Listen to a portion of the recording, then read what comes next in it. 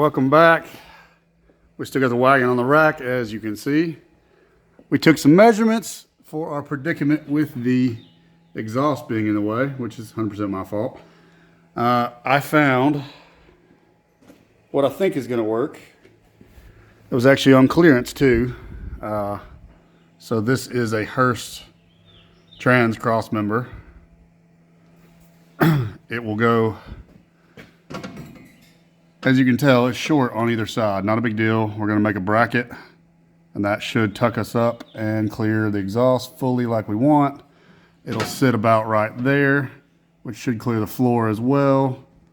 It's going to be close, but it should clear the floor because this will sit down a little bit, and then we're going to change that mount to a C4, like a Mustang mount, so it should be slimmer and bolt right in, and then it should bolt in on this tab, which you can't see. You can see now. So pretty sweet. I think this was 60 bucks. It goes to a C10 if I'm not mistaken, but that's going to solve our issue with that. We just got to extend the brackets, which isn't a big deal. We got to get that cut out. One's right here. Others out there. So not as big of a problem as I thought it was going to be, which is nice. So we can continue to run this tight exhaust down. And we also have a different drive shaft because the other one is a different yoke for this transmission. So we have an issue there, but no problem, it's fixed. So it's just a matter of getting this stuff done, which is time consuming. But I also have the speedometer gear to plug in that hole so we can continue cleaning up this. The underside sealer dried real nice, as I thought. This is basically a secondary floor. The real floor is up in these holes right there. This is like a drop down to cover the bolts for the seat. So should be able to fix that pretty easy. And then we can get this floor coated. Like I said, finish cleaning up the rest of the floor. Decide what I'm going to do on this side with all the rust. All right, for those of you keeping score, we're back on track. Looks like header clearance to me. We got to finish this up, but it's bolted in for now. Got to get nuts for this. Because the trans cross member, for whatever reason, did not come with bolts. Or the mount did not come with bolts. I guess somebody took it back and kept the bolts. I don't know. Anyway, no big deal. We'll probably find a nut laying around here. But so this is the piece I bought. It's for a C10 or an LS swap G body, if I remember right. I'll have to look up the part number, but it is close up here, but it clears the floor. We are clearing the mounts. Clearing the mounts over here. And this is looking tight down it. We should be good to go with clearance. So that fixes that problem. All right, back to doing tedious stuff that takes up a lot of time, but shouldn't really, but it does. We got the fuel tank ready to go in the car. We still got to run lines, put fittings on, connect the wiring, and then plumb up all the lines going in the car. Did this out of the car just so it was easier, obviously. Power the fuel pump, ground the fuel pump, rollover valve, sending, return, and then fuel sending unit is up here. So we should be good on all the three of those things. Yeah, we're gonna get in the car and start trying to figure out where we're gonna plumb the lines. To a good buddy of mine, the shaft on the left is the correct C4 yoke right here that I need. As you can see, good bit difference between the two. That one's clearly not gonna work, so I need that yoke on this shaft. This one's the correct length on the right hand side, and then we'll put new U-joints in. As you can see, the length is just a hair, a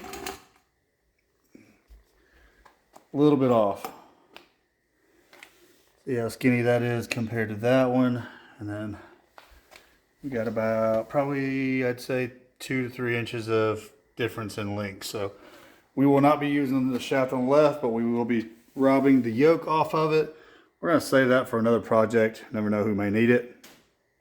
So that will be getting gone. But anyways, yep, change that yoke out. That's going to be another day. I've got to get some joints. For those of you that missed the last one, this is now on the twin post. We have Corvette over here on this side on the flat install. We have the Chevelle on this little half lift, so I can still do some work on it. And the wheels and tires are off the wagon right now. The fuel cell mount is fully welded in, painted. It's gonna get a little bit better lighting in here. And the frame is coated as well while we're in there. So now we can get the fuel cell in there, try to figure out where and how I want to route the lines. So we'll go through that. All right, fuel cell is in. As you can see, that's kind of a rough idea what I'm thinking for the pipe. Obviously, y'all seen some of this before. Pipe will go from here over out there and then up into the factory fuel filler neck up here. And we have all that room down in there to make that work. And I'll put the rollover valve for this this piece in there. So I may end up running another rubber seal through the wall so I can get my wiring lines and everything else cleanly out and also not smell fuel. Obviously there's no leaks, so I won't smell fuel, but we want to route everything as clean and out of the way as possible. Probably do some quick connects somewhere nearby the tank. That way if I ever need to take the tank out or if I need to do some maintenance items. I am still figuring out what I want to do with the floor. There's a little bit more rust on this side, as you can see down there low, which I can fix, but I'm looking at some floor pan options to try to remedy that. So this side over here is good to go, but trying to decide what I want to do, so I don't want to get too far into getting some of this stuff ready if it's going to change or I'm going to change the floor out. But obviously we got to get the fuel tank ready for it to fire over, so I'm kind of torn between popping her over and getting her running and driving as is and then worry about the floor later, or go ahead and getting everything routed and new floor and then worry about it running. So the floor pan will go down around the edge. It'll stop around the four corners of this, of the perimeter. So you will see the fuel pump if I pop the floor up. You will see all the fuel stuff, and that's fine. We still have room for chairs back there. And if I ever want to bag it, we have this area right here, or the area in that fender well over there where I remove the fuel tank. I'm going to leave this area over here for a spare tire well. I just got to figure out what spare tire will actually fit in there, what tire, what size, and all that stuff. So we'll figure all that out later. Again, we're just going to keep trying to push through some of this stuff, get it knocked out, and then come back to figuring out stuff later on. All right, so another late night in the shop. As you can see, the hood is on and bolted up. Didn't really want to go ahead and put it on because I had some other stuff to do under here with the brake stuff, so it's kind of in the way, but I happened to have a hand tonight for a minute, so went ahead and threw it on there to make sure it was going to work. We have full headlights now, although these are probably not going to be the ones I'm running. For now, they're on there. They look good. Everything's wired up on those. A few more updates. We have the fuel pressure regulator in. Waiting on a little bit more hose to be able to run the other end of the sniper all the way back to the tank. So hood is on, which looks pretty sweet. Shut. Okay, we'll do a little work on the springs. They're a little tight from me blasting and painting them. And I've got to get that little dent right here out. You can kind of barely see it. It's a little easier to see from over here. But anyway, gap's about as good as it's going to get on either side. It's close. And yeah, so back up here. There's a good look at the front end, fully on, completed. Obviously the bumper is terrible, but I'll have to find another one or source them. The only ones I can find new are three grand on eBay for re-chrome, original. That just ain't gonna get it. So for now, we're gonna run this one. It's got a few cracks, dents, dings, but it's got some character to it. So bumper's a bumper. Keep me from running into anything, so that'll work. So yeah, hood's on. That was one piece of the puzzle that I needed to do anyway. Starting to like the Mustang scoop on there. It gives it a little aggressiveness to it.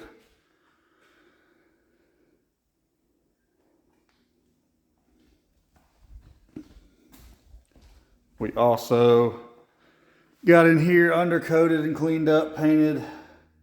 Obviously the rust is on the brake because I haven't ran it yet. So got a little bit more work to do in there. Finish up the brakes, plumbing the brakes. And then of course I already shut my door back here. Let's see if we can slide by just enough. There is not much room between my door and the trailer hitch. So fuel tank is in, fittings are on. I've just got to run my lines now, and then I'm waiting on the floor pan. I ordered a Galaxy 500 floor pan. It should be close to this one. I can use it for basically the template, and then cut out around my fuel tank. And then again, tonneau cover will go over it. So all that'll get done.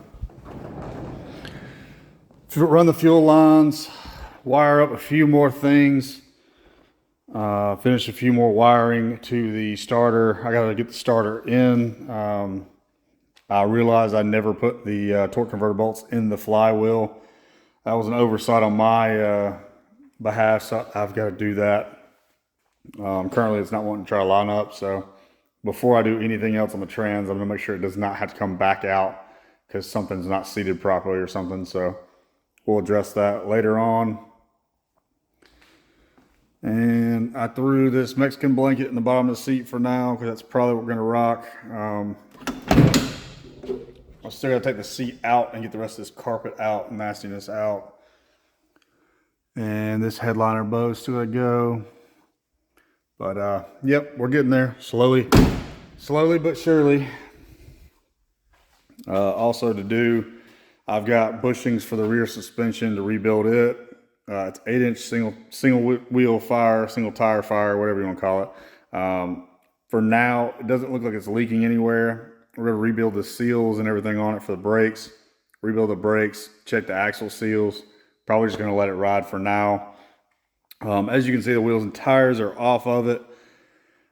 I was running spacers to get those to work, more so to move it. I like the look of them, but they're just not practical with this car as wide as they are. The front was way too wide. It was hitting lock to lock. And then the rear, it was maybe a 1/4 inch from hitting the frame. So just not practical. For now, I think with the other Fords sitting around, I think I've got enough to make a full set of 4 wheels, 15-inch, because I've got to clear the front disc brakes. It's got to have 15s minimum. So I'm going to probably clean those up, paint them like maybe a white, I'm not sure, and then the hubcaps. The Ford hubcaps, which I've got a set laying around somewhere. So that is my plan for the wheels and tires. I'm going to try to find a white wall. We'll just see what time, money, and everything else permits. I haven't looked on Marketplace, but I'm sure I'll do that tonight when I'm trying to wind down and go to sleep. But yeah, so progress, just a lot of small stuff that's left. I know I keep saying that, but this stuff takes time. Like this hood probably took me at least an hour to get right lined up how I wanted it. So, and I was happy with it. A lot of small trial and error. And then I still need to cut these wires down. I need to run them up here, cut these wires down, and complete that as well to be able to fire. We do have coolant in the radiator already. Obviously we'll have to put more in as we run the motor. So we're slowly but surely getting there. Just lots of things going on. So I'll keep y'all posted. Stay tuned for more.